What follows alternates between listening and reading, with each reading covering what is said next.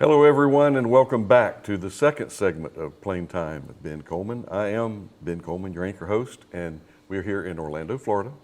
And we are here welcoming back Mr. Dean Brown. And Dean, welcome back. It was go to camera 2, quick shot. Oh, there we go, we're touching each other.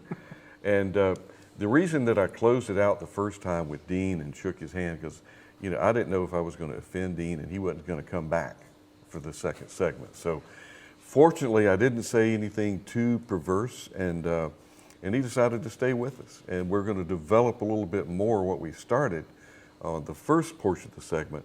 And again, at the end of this, hang around, because Bob Jex would like for you to join in with the Wings program, and we'll give you that secret code that you can fill in on the online to get your credit. So, Dean, tell me a little bit more about some of the scenarios. The first segment, we kind of batted around some of the details and some of the regulations, some of the requirements, but what are some of the scenarios that you have dealt with as a professional air traffic controller that involves something to do with maintenance or systems on the aircraft, or things that you can recall that, wow, that was hairy, that could have turned out really, really bad? Let me back that question up just a little bit and sort of rephrase it. So pilots, we often talk about how many hours we have logged. Controllers don't log hours the same way. If we did, actual plug-in time for controllers is ballpark 1,000 hours a year. So I've got 31,000-ish hours of controlling experience. In terms of exposure to emergencies, I not only have the sector I'm working, 10 planes at a time, there's ballpark 300,000 hours of exposure to problems, but the sectors around me can have problems as well. So just myself, some back of the envelope calculation, I've got 1 million hours of flight time exposure to different emergencies. Also, that's scary, Dean. That's scary. That's scary. But you've also got a team of controllers in the area, in the TRACON, in the tower cab, and so on. And so if you have a problem, you're getting a wealth of ATC experience when we start to respond to that. So over time, yeah, we do get war stories. Unfortunately, I've had a couple of occasions where I've talked to somebody and it ended up being fatal and so on. That's very sobering. But one of the challenges for us as controllers, we don't get a heads up. It can be any type of airplane, any type of pilot level experience, from student pilot to ATP or astronaut or whatever, any kind of airplane. And that makes it really challenging and so on. So it's rewarding. So, okay, I'm going to dig back in. Thanks for clarifying that, because a lot of times we talk from a pilot standpoint. Oh, I got 25,000 hours. Okay, and then we were saying before, is that 25,000 hours once, or 1 hour 25,000 times? And as far as I'm concerned, I'll take the 1 hour 25,000 times any day. And I didn't realize how many, throw that number at me one more time as far as how many hours of experience you have amassed up to this point. Back of the envelope estimation, controllers would get about 1,000 hours a year of plug-in time. Okay. That's a ballpark figure. Don't take that too seriously, but then multiply that by the number of years. And that's the direct experience. And then I multiply by how many airplanes I work at once in terms of exposure to situations. And all that does is fortify to me that when you see someone that's been with the air traffic organization working a position for 20, 25 years, that really gains a lot of respect for anyone in aviation that understands what that involves. And every now and then, people that, well, who's that over there? Oh, that's Jeremy. Yeah, he used to be an air traffic controller, and that's the reason he's mumbling to himself over there, because he flipped out. He couldn't take it. Others, that they're totally in charge, they've always been in control and capable of working through any situation, any situation. Scenario-based. Tell us, Dean, in your experience, have you dealt with an aircraft coming in, say, when you're working local control with a gear problem? Yep. So with the gear problem, again, just fly the airplane, don't get distracted. It's amazing, in the research I've done with gear problems, there have been multiple cases, plural, of airliners running out of fuel while they're diagnosing a gear problem. Off the top of my head, I believe we're coming up on the 50-year anniversary of Eastern 401 that ended up in the Everglades and killed, think about 100 or so people off the top of my head, if memory serves. No, that's Ernest Borgnine in Flight 409. Yeah, I'm sorry, I just gave away myself. Yeah, I watched that movie so many times. You're right. Eastern Flight 409. Okay, I think it was 401, but anyway. 401 or 409? Fact check. Who's our fact checker? Check. 401? 401. Eastern okay. 401. All right. Either way, they got distracted trying to troubleshoot the gear, okay, at night over the Everglades. And that one's interesting in part because, again, if memory serves in the details, as they were troubleshooting, the autopilot either kicked off or they put it in the control wheel steering. It started a gentle descent. The controller, knowing it was VMC and seeing the descent, decided to say nothing because, hey, that's a professional flight crew. They know what they're doing, which is true virtually all the time.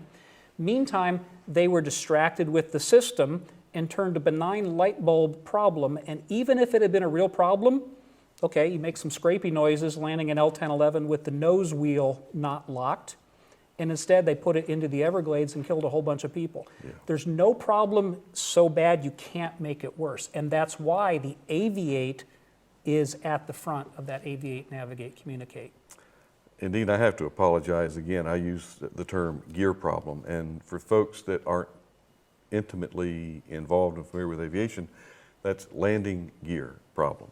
And we throw acronyms around in terms so frequently that and a lot of our viewers would say, why is he telling us that it's a landing gear? I know it's gear. I know it's a gear problem. That was a water bottle that just popped. Yeah, a water bottle just popped. But I don't smell smoke, so we're okay. Can I interrupt on that for a second, though? You can do anything because you want. Because going back to the fact that a lot of controllers are not pilots. Controllers know all the normal stuff, but sometimes in an emergency, pilots will use some specialized pilot speak things. Pilot lingo. That not all controllers will know. So, for example, if you're in a turbocharged single and you've got a problem, you might describe it to the controller as you're losing manifold pressure. The controller might not necessarily know what that is. So it's a reminder for pilots in the communication during an emergency. Go ahead and feel free to simplify and just describe it generically as an engine problem losing power, and don't get too much into the details. And you'll get better service in many cases. There's other examples of stuff like that where pilots are using some of that specialized lingo and controllers aren't quite picking up on it. Dean, you scratched on the term emergency situation, and I have to bring this up because, again, some of the pilots out there, and they refrain from using the term emergency because they heard from Uncle Al or Aunt Susie, oh, don't ever declare an emergency with air traffic control. If you do, you're going to be filling out paperwork till you're an old person. So that has kind of been ingrained in the society of pilots and even mechanics. And let me back up and before I pull this out of you, what an emergency really means, but I want to share with you a little thing about the rule of 9 T's. The rule of 9 T's. I see a bunch of deer in the headlights, okay? All right, the rule of 9 T's. Larry Enlow, dear friend of mine, has passed, but Larry's an inspector in the Orlando Flight Field Office, Flight Standards District Office, and Larry loved that concept of the rule of 9 T's so much, and I do have to take credit for it, but it's a series of 3 T's in 3 different components, 9 T's. The first group of T's is tell the truth. You got that? Mm-hmm. Okay. What does that mean to you? It's not the 70s game show. I think that was to tell the truth. No, this tell is the truth. Tell the truth. It means not only just tell the truth, but also the full truth. And nothing but the truth. Right. Okay. So the second group of T's is tell the truth. I'm going to let you guess what the last group of 3 T's is. Okay. I'm going to guess tell the truth. If nothing else in aviation, tell the truth. As painful as it can be, tell the truth. and it will be much easier on you in the long run if you just tell the truth. And I bring that up from an emergency standpoint as a pilot is aviating and controller is controlling. Would you not like to have to, if you have to read between the phraseology and what is this pilot really trying to tell me, wouldn't you just rather than just tell you the truth, tell me what's going on? Mm-hmm. And the number one example relative to emergencies that I can think of is a VFR and IMC pilot who says they're trying to avoid clouds. We talked about that a little bit in the first segment. Trying to avoid clouds. Yeah, Can I want to read climb between to the avoid lines? clouds, and please tell us you're in the clouds, be honest, and that way we can provide the best help. Same kind of thing with some of these mechanical issues. One of the sinister ones for us, and this gets back to a small war story, is hypoxia. You know, hypoxia, there are different ways it can develop. Sometimes it's a mechanical issue with the pressurization and such systems. But hypoxia, you get euphoric. You don't realize what the problem is. And that's actually one of the things we're trying to work on with some controller training, is really try to identify when we suspect that there's possible hypoxia, and in addition to the normal kind of controller stuff about clearing somebody to a lower altitude, make sure they have the mask on. About 3 years ago, I had a business jet who, in kind of an odd place, decided that they wanted to request lower from the flight levels down to 14,000 feet. Every once in a while, somebody does that because they're going to be over their max landing weight and they want to burn off some extra fuel. This one didn't strike me as that, and so I asked if they had a problem, and they said, yeah, we got a door seal problem. I had to sort of tease that out of them, and once I heard they had a problem with the door seal and pressurization, I asked them, do you have your mask on? And they said, no, but we're putting it on. I'm not claiming that that was a save on my part from hypoxia, but you never know, and hypoxia is one of those sinister ones. Another one that turns out can be mechanically related that has really surprised me when I did all this research, pilot incapacitation. We often think of pilot incapacitation as the proverbial husband has the heart attack, wife's going to take over. And I'm not the least bit sexist, that's just the way it's Or often. wife has a heart attack, husband has to take over. Right, okay. But we always think of it as a heart attack. And what I found is there are documented cases where it was carbon monoxide poisoning. Most recent one was a couple years ago up in Iowa. Okay, essentially the pilot goes unconscious. The passenger, who was a student pilot kind of in training, takes over, says, hey, my pilot's unconscious, help me land the airplane. He then goes unconscious a few minutes later, and it kills the two of them plus the two people in back. And so on the controlling side, if we have a pilot incapacitation scenario, one of the first things I want controllers to assess is how the passenger's feeling. I understand they're going to have some stress about the situation, but if they are dealing with anything that might suggest carbon monoxide poisoning, we're going to have to do some stuff that's going to have to address the fact that we've got a passenger flying the plane, and they might be unconscious in a couple minutes, which really ties our hands. But on the mechanical side of it, I am a huge fan of every GA airplane having a good quality carbon monoxide detection system. Yeah, and even though the little, you may have a little dot up in the cockpit, just when that dot starts to change colors, you know, and it's very insidious with the carbon monoxide and hypoxia. And I say this for the benefit of those who are getting involved with aviation. Do you realize that if you are a heavy smoker, or I guess vapor, if you're a vape, at 10,000 feet, your requirement for oxygen is going to be a lot higher than someone that's a marathon runner like Obi Young, that to where his oxygen intake is so strong. But hypoxia is basically the lack of oxygen. And if you're in an unpressurized aircraft and you're flying at 14,000 feet, and if you don't have supplemental oxygen, it's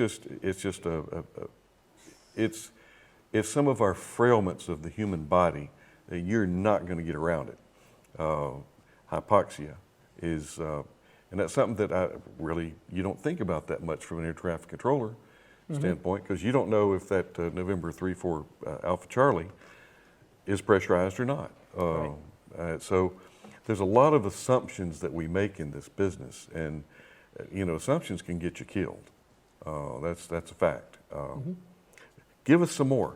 I love this. Come on, let's develop some more mechanical aspects. Pedostatic system. You ever have any problems controlling folks that have a pitot-static system? Most recent one I had personally was about 3 or 4 years ago in Ohio, and probably the pitot tube iced up. And again, for a lot of emergencies, you can't train for every nuance of everything, but you can train some specifics for both pilots and controllers. Famously, Sully and Skiles had never trained for a low altitude dual engine failure, but they'd done enough training they could take the stuff they had done and adapt it under remarkable circumstances, for the situation they had. Now let's back up a little bit. Again, I'm talking to the audience now. Who's Sully? Was that a show on FBI? What was it? What was the show with This was Sully and Skaggs and Sully?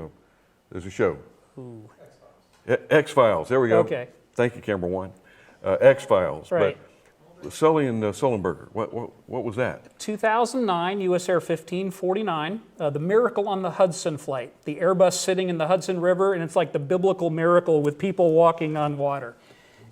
Flew through a large flock of geese and took out both engines, and so they were a glider. Hey, Sully started off as a glider pilot. I don't know if Skiles had. But you want to be able to adapt for different situations. And it takes a little bit of training. Specifically to your question about pitot-static, okay? If you lose the pitot tube so you have a faulty airspeed display, you talked about the 9 T's. I'm going to know the set of P's. I can't count very well, so that every flight instructor knows. Pitch plus power provides predictable performance. I don't mind teaching controllers to remind pilots of that, just that voice of God reminder. But the other thing is, as controllers, we can tell you what your ground speed is, and making adjustments for the winds aloft, you can have a good sense of what your approximate airspeed is.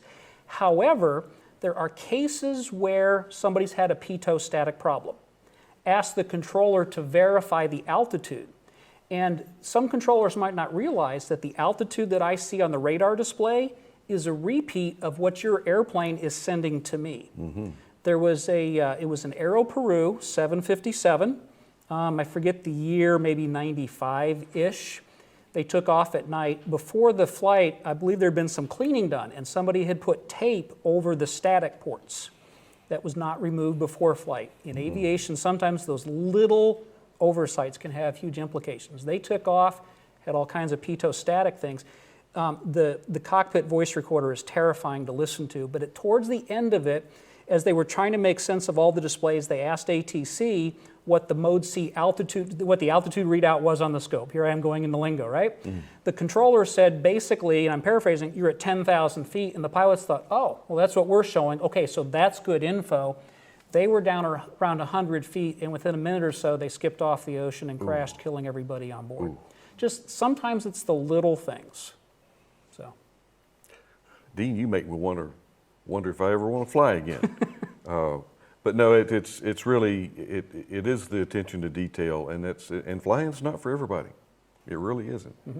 But if you're up for the challenge and you know what your capabilities are, it's such a rewarding industry to be involved with. I mean, we can talk about some of the bad aspects of it, but some of the good aspects of it. We talk about war stories. Give me a good story that turns out just absolutely couldn't turn out any better with air traffic control. And people that come back say, "Thanks, you really saved our bacon on that one," or "We really appreciate you." Pat on the back for ATC, and there's got to be some good stories out there. there are lots of good stories. There are pilots who are very kind and go ahead and thank controllers. Going back quite a long time, I had one early in my controlling career where I had a small GA airplane heading westbound across Ohio, and basically you had a squall line coming through from the west, and he was asking me to vector him through some holes in the clouds, and just the hairs in the back of my neck stood up like, no, I'm not doing that. And finally I told the guy, I said, look, if it was me in the airplane, I'd land at the airport that's your 12 o'clock, 20 miles, I'd tie the airplane down, I'd have a hamburger while the storm comes through, and then I'd launch on the backside. And he's like, that's actually a good idea. And, got a little bit of thanks for it. And it's little things like that that can be real nice. Good. So, and boy, I tell you, and that just brings back a flashback of some of my accident investigation days, and the weather being down, it being a weather-related VFR flight or visual flight rules flight into instrument meteorological conditions, IMC, lost control, aircraft hit the ground, all fatal. Usually it's the next day before we get to the accident site to do the investigation. And what happens the next day? Blue sky, birds are chirping, beautiful sunshine weather. The difference it makes sometimes a couple hours or even a day, it's not worth getting there so bad that it's going to kill you. Mm-hmm. So take your time, use some good planning, and again, you depend on pilots making good decisions. Pilots depend on air traffic control making good decisions. So it's a symbiotic relationship about everybody doing their job. That's symbiotic, everybody doing their job to make a good relationship. We have to mention this because, again, everybody's watched the TV and they've seen movies where we talk about Mayday, Mayday, Mayday. This is Flight 145. Mayday, Mayday, Mayday. So they hear that coming across. What does that do for you as an air traffic control when you hear Mayday? So as somebody who researches this, most emergencies that get declared by pilots will be talking and then they'll say, I'm declaring an emergency. And that's fine, we get it. Per our regulations, if we basically get so much as the sense that you've got an emergency or an emergency developing, our requirements are behind the scenes to declare an emergency for you, to provide emergency. And we do that on a semi-regular basis. I don't want to pretend it's every day, but it does happen somewhat regularly that we declare an emergency for the pilot, never tell them, give them priority handling, and you might not know it. Having said that, I'm a huge fan. If you're flying and you have a problem, it's really good to start off with Mayday, Mayday, Mayday, or the triple pan pan. Among other benefits, and there's about 5 or 6 I have in mind. What's the difference between Mayday and Pan? On our end, both are considered emergencies. There's a slight difference in the urgency. My guess is that if you say pan, pan, pan, pan, pan, pan, you'll have a relaxed voice. If you say Mayday, Mayday, Mayday, you're probably going to sound a little excited. And you're even then trying to calm down. But among other things, controllers are human beings. We have a job that's kind of busy and stressful sometimes with all of our other stuff, and when there's an emergency, there's a startle effect. If you start off with Mayday, Mayday, Mayday, or the triple pan pan, what happens is, while you're getting that out, my brain goes through that quick startle effect, and now as you tell me what your problem is and what your initial intentions are, I'm ready to go. On the flip side, there are some pilots who try to tell us everything in that initial transmission, just as a human being and with how we're used to that certain cadence I talked about in the first segment, there's a good chance we miss some of it and ask for a repeat, and you don't need that extra stuff during an emergency. No. So it doesn't seem cool, but if you have a problem, the triple Mayday, the triple pan pan, there are other benefits as well. And we would not serve this topic thoroughly if we didn't bring up, if an air traffic controller asks you, fuel on board, souls on board, why? Okay. I'm going to give an unexpected answer. Number one, I wish most controllers would wait 2 or 3 minutes before asking that. I do not like seeing this is personal opinion, yeah. I do not like seeing controllers asking that right away. For almost all emergencies, that can wait. There are a couple of exceptions. The fuel on board question, the biggest exception is for a VFR pilot who's stuck on top of an overcast layer. Sometimes VFR-only pilots, they get on top of an overcast layer, and there are benign setups to why that might happen, okay, it's understandable. If you call early and you say you've got 3 hours of gas, we got all kinds of options. If you say that the low fuel light is blinking, our hands are kind of tied in what we can do, and some of those do not turn out well. That to me is the number one exception on the fuel question. The people on board question, there's a couple different reasons we might use that, but let me give you 2 specific examples. One, for VFR in IMC, if somebody's in the clouds, personally, I sort of would prefer that the answer be 2 instead of 1. And the reason personally, and this is sort of tongue-in-cheek, that I want it to be 2, is we can task the non-pilot rated passenger, if they don't even have a pilot rating, with monitoring the bank angle. VFR and IMC, as long as you monitor the bank angle, generally everything else turns out to be fine. And you can task the passenger with monitoring that. If it's something like a low altitude engine failure, and I ask a GA pilot how many people are on board, to me the answer is either one or more than one. If it's one, you're up to your eyeballs and flying the airplane. If it's two, you've got a spouse, a friend, a business associate or something with you. Their stress level's a little high. They're hearing the voice of God through the headset. They're hearing things like Mayday, emergency, and some pilot lingo.